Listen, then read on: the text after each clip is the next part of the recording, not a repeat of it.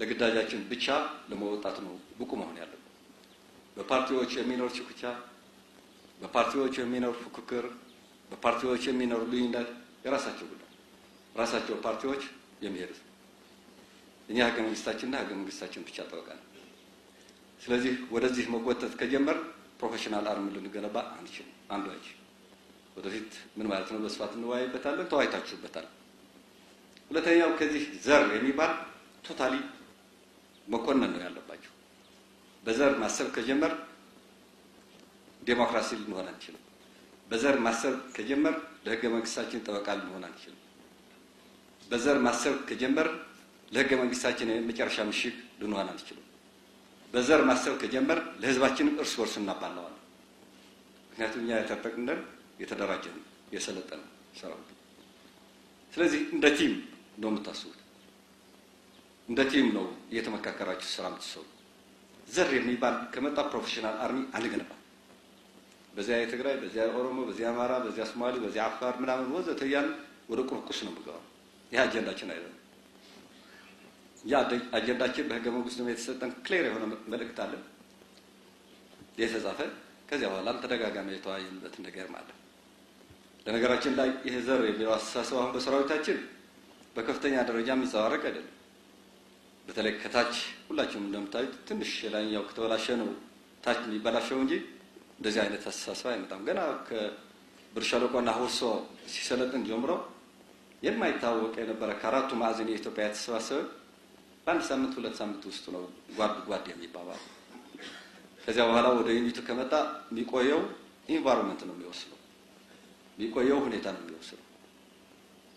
የዘር የሚባል አስተሳሰብ የሚመክራችሁ ቶታሊ መቋም ነው ያለባችሁ። ታስተናግዱታላችሁ ብዬ አይደለም። አፍራሽ ነው። ፕሮፌሽናል አርሚ ልንገነባ አንችልም።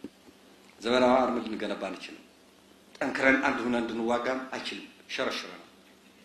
ጠላቶቻችን የሚጠቀሙበት አንድ ምንድነው? በዘር እንድንለያይ፣ በክልል እንድንለያይ፣ አንድነታችን አይፈልጉም።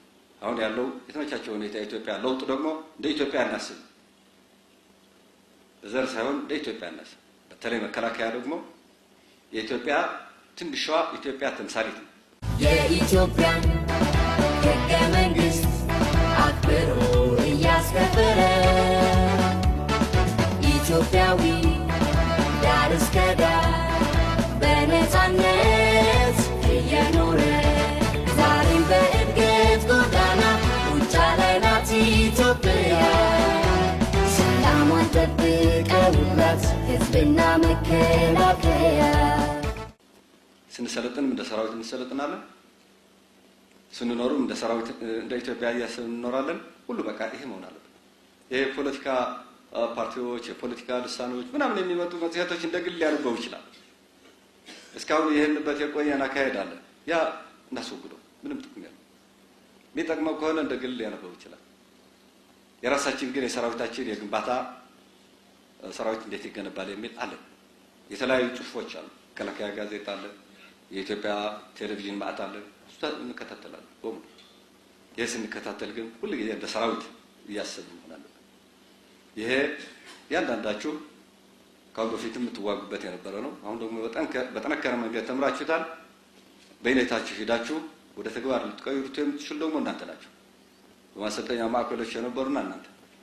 ምክንያቱም ማሰልጠኛ ማዕከል ዋና የግንባታ ማዕከል ነው ብለናል። እረፍት አግኝቶ ተረጋግቶ ጥሩ አስተማሪዎች ይዞ የተሻለ ካሪኩለም ችግር ይኖረው አይኖረው ሁለተኛ ነገር ሆኖ በዚያ ላይ ተምሮ የሚወጣው እውቀቱ በተረጋጋ መንገድ ይዘት የሚሄድ ይሄ ነው ዋና ኃይላችን። ይሄ ነው ዋና ምሰሶአችን።